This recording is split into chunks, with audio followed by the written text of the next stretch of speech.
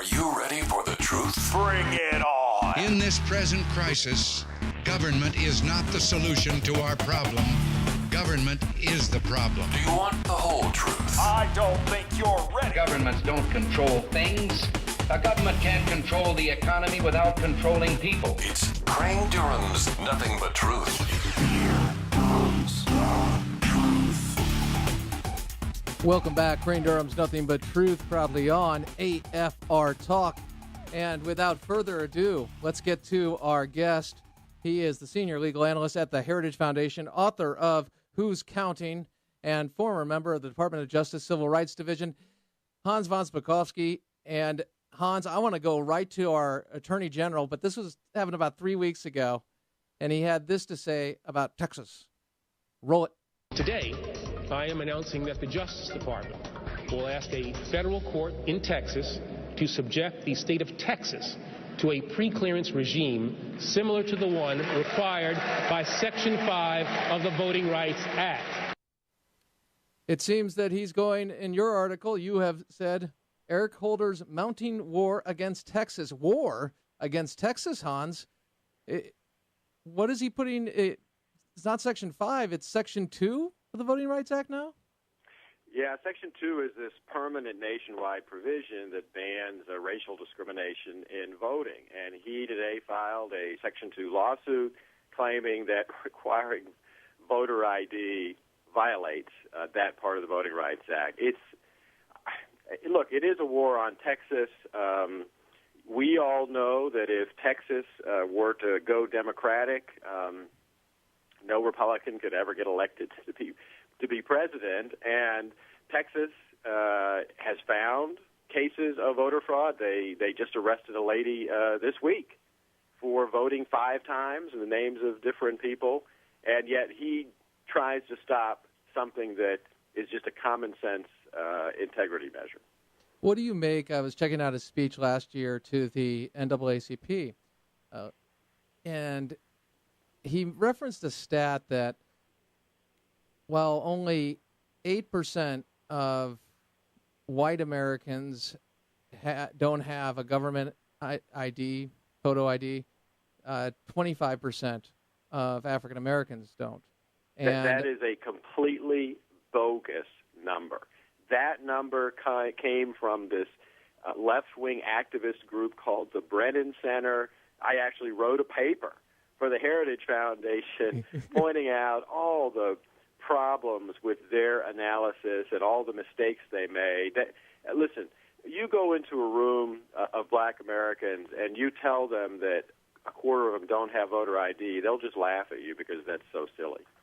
Tell me, what has happened, generally speaking, when we go to the law of voter ID? What has happened in places where they've instituted these types of laws? Well, contrary to what Eric Holder and others keep saying about how it keeps people from voting, that has not happened at all. Georgia's law has been in place for 5 years, and the turnout of black and Hispanic voters has gone up since the ID went into place. Why do you think, I hate to go to motivations, but we're talking about some very bright people here in the sense of leadership and being able to communicate. I mean, Jesse Jackson's not stupid. Al Sharpton's not.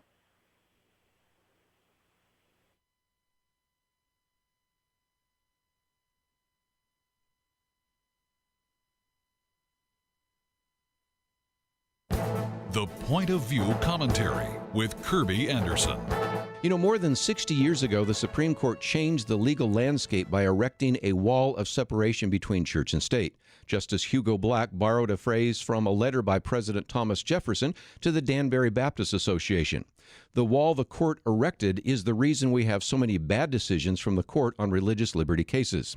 A few weeks ago, another federal court erected another wall of separation. This one is also hostile to religious liberty.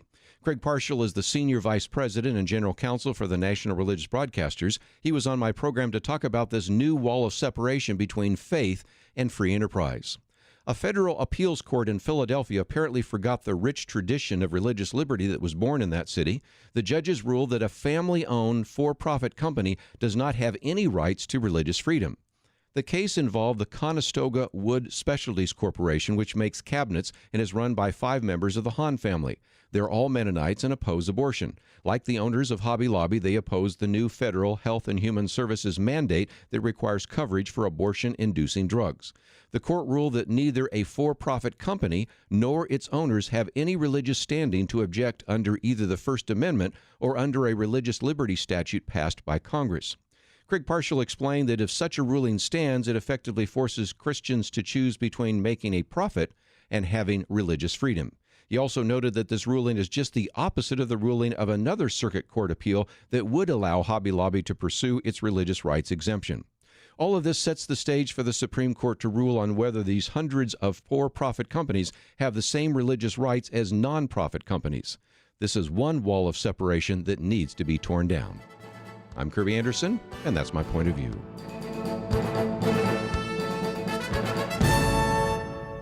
Thanks, Kirby. But look, I'm already trying to get a lot into a little time here, so let's get back to Hans von Spakovsky. Hey, Hans, thanks for bearing with us there. Little technical difficulties, but my team is amazing. They got us right back on and did it seamlessly. So, Hans, I was going on about how Benjamin Jealous and Eric Holder and Jesse Jackson Alshar have access to the information that we have, that you've produced, and the facts. Case is pretty cut and dry. I'd throw Chris Matthews in there. Tingles, I'll throw him in there. Very bright people. Yet they are saying that these laws are the equivalent to a poll tax.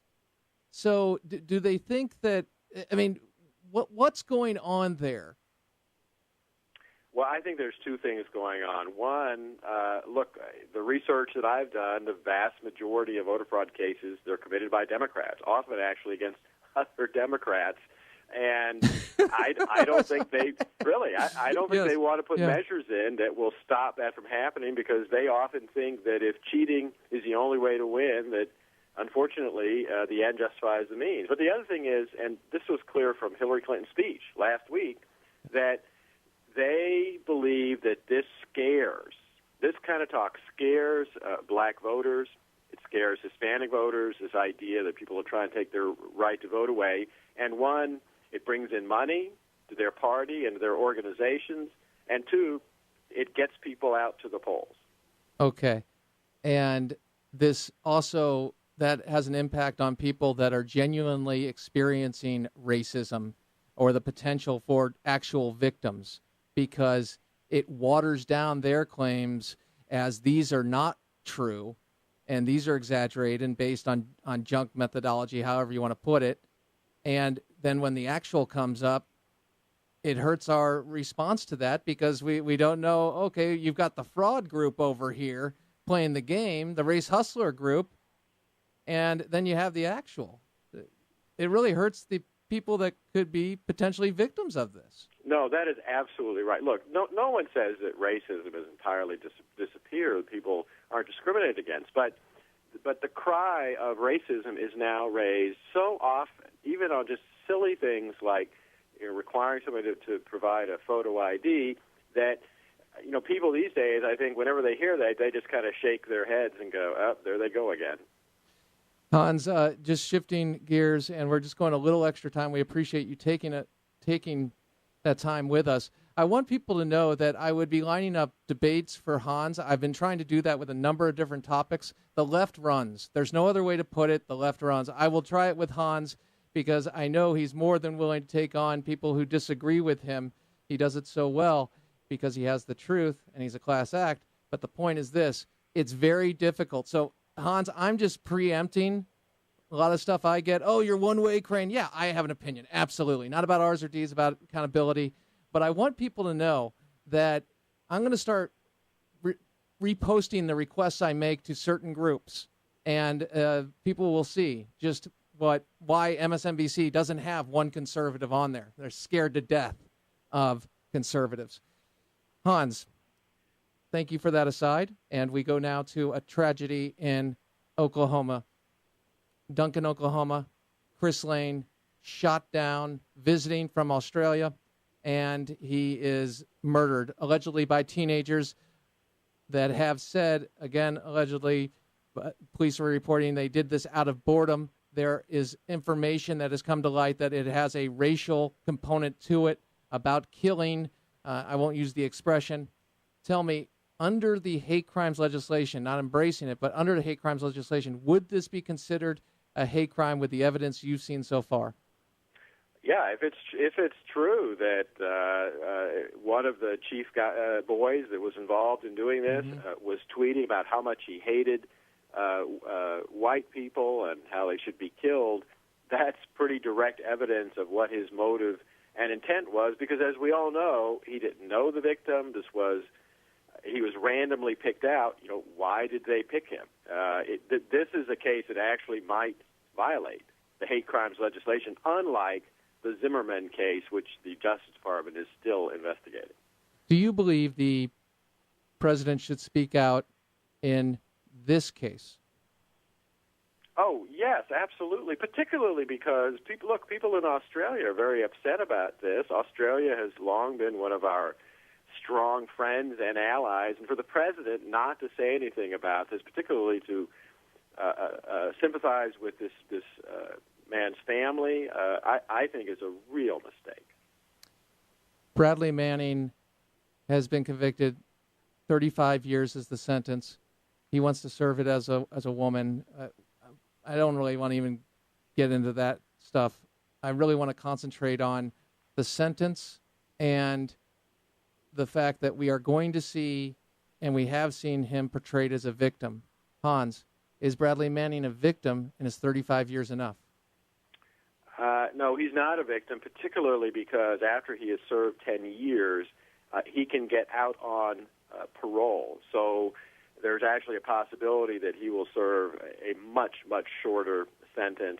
I don't think it's sufficient given what he did, 750,000 classified documents, including, most importantly, the after-action reports written by our military officers that, when they get into the hands of the Taliban and Al-Qaeda, help them change their tactics and make it easier for them to kill American soldiers. Do you think people care as much about our national security, our country, in the sense of patriotism and love of country and understanding how damaging these things can be? Do you see almost a disrespect toward that? And where do you think that comes from, if so? Yeah, there seems to be some disrespect, particularly in the modern generation, this generation that's been raised on social media and the Internet, and they seem to have this belief that it's okay to put anything up on the Internet, and so they just don't, I think, see the problems with someone like Manning releasing this kind of information. And it's only in flashpoints where we see a result of something horrible, something heinous act committed, that we say, how did we get here, and connect the dots. Remember, George Bush said famously, everybody after 9/11 said, connect the dots, so there's no smoking gun. Here, I connect the dots and try to prevent a smoking gun, and you say, why are you connecting the dots? It is funny how we respond to tragedy as well as the national security events of our country. Hans, you do a great job, as always, not patronizing you. We appreciate you communicating the way you do, because you make it understandable for us and the laity. Senior legal analyst at the Heritage Foundation, the must-read Who's Counting, co-authored with John Fund. Thank you, Hans. Great to be with you, my friend. Thank you, Crane. Bye-bye. Take care. All right, Crane Durham's Nothing But Truth. Here's what we're going to do. On the flip side, Duck Dynasty. Now, I'm not going to, if you haven't seen it yet, I'm not going to ruin it, because it's about dating and Uncle Si's advice regarding dating. My question is, what do you think of Si's advice? We'll play a little clip for you. And what advice do you give your sons and daughters, or even your friends, about dating? Do you let them date? What age is appropriate? Do you make sure that your son holds the door for his mother and his sister? Okay, you get it. 1-888-589-8840. 1-888-589-8840. 1-888-589-8840. Rules of dating, what are yours? What do you teach? AFR Talk.